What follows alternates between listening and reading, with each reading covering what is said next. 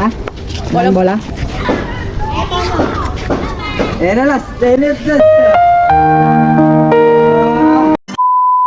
Eto na quiz yung part 2 ng DIY ring ni Lucas.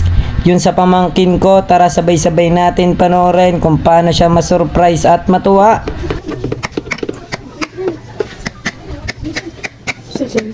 Naubos na nga quiz yung pako na binili namin, kaya ito kung mapapansin nyo, lahat ng ipapako ko dito ngayon ay yung may diulo na, yung pangbubong to mga quiz. Medyo okay pa naman at bagong-bago, matibay naman tong pako na to.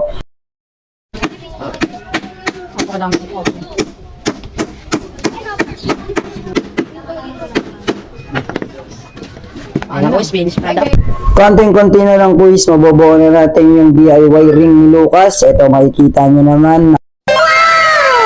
Next naman mga quiz, ito na yung magiging paa ng ating DIY na ring. Kita nyo naman, pa-box lang yung gagawin natin dito. At kailangan mas matibay to dahil kakapit na to yung poste.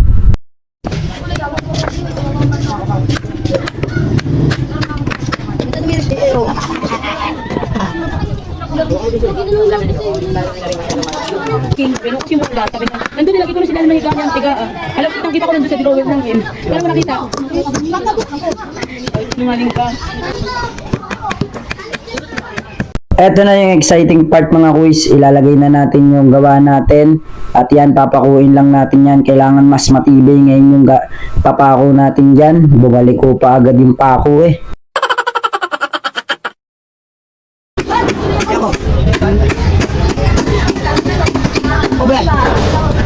At hindi pwedeng ganyan lang yan quiz, kailangan may brace yan kabilaan para talagang napakatibay na.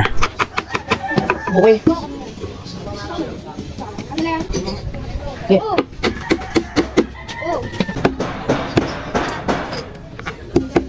Sinyo mo tayo dyan ha. Oh, wag mo pa ko. Ngayon, lalagyan na natin siya ng net. DIY net lang. At mamaya imumontage natin pagtapos. At tama po kayo narinig mga quiz, ito DIY net lang gagawin natin. Kailangan lang natin ng damit na di na ginagamit. Ito gupit-gupitin ko lang siya ng ganito kahaba. At kailangan natin ng 9 na piraso nito para talagang napakaganda tingnan yung net. Hindi ka na lang. Nampisahan ko na nga to at quiz, itali at buhol, hindi ko na nga napaliwanag sa inyo kung paano. Pero next time pag gumawa ulit ako nito, papaliwanag ko na sa inyo kung paano ko ginagawa yung net. At makikita nyo naman yung magiging kalalabasan, nasa sa inyo na kung masasabi nyo pangit.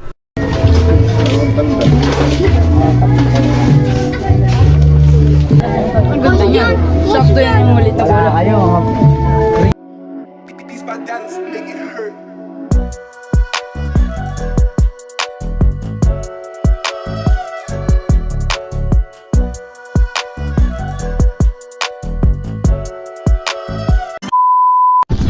Nagkikita na ako quiz. Yon, tapos na rin.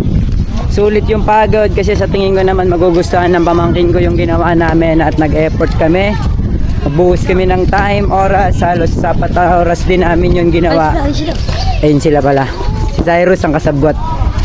Yon, binabantayan niya si Lucas. Ano gusto mo? Ring? Tsaka? Bola. May bola na ako. May bola ka na. Anong gusto mo pa? Ring na lang. Gagawin ka ni tita? Sino gagawa? Tita. Ako? Wala na, alis na si Kuya Jun. Alis na si tito. Paano yan? Bili na lang tayo. May pera ka? Gusto mo yung gawa ni Kuya Jun? Gusto mo gawa ni tita? Gawa tayo ring? Wala na. Bukas na lang kita gagawa. Bukas na lang. Paalis na nga ako. Gagawa kita? Okay. Gawa kita. Pagka may pera na si tito.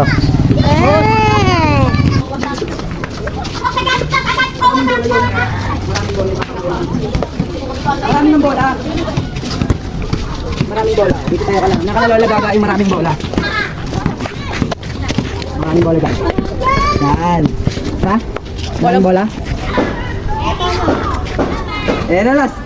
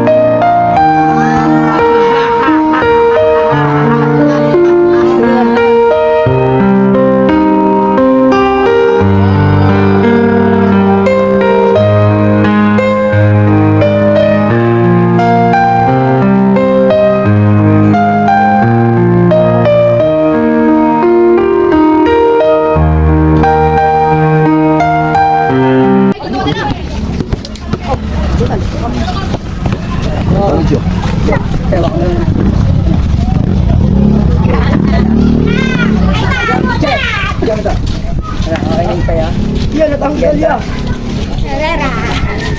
Oh, wag na kayo masyadong man. Hindi naman. Tayo lang dalawa na. Okay yan. Ayoko.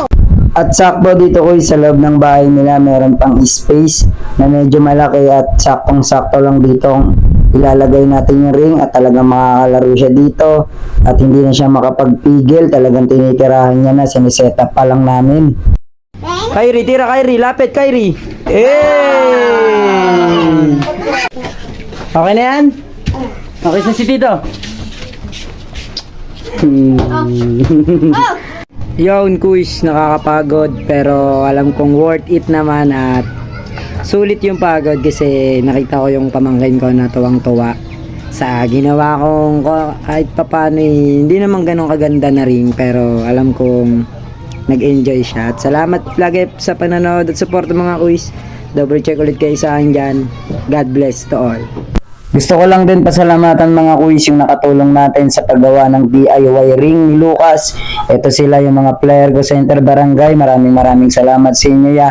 At ito, sumama na rin sa picture itong mga kabataan natin na sobrang hilig din sa paglalaro. Pero mas husayan nyo muna sa pag-aaral. Pangalawa lang ang paglalaro ng basketball.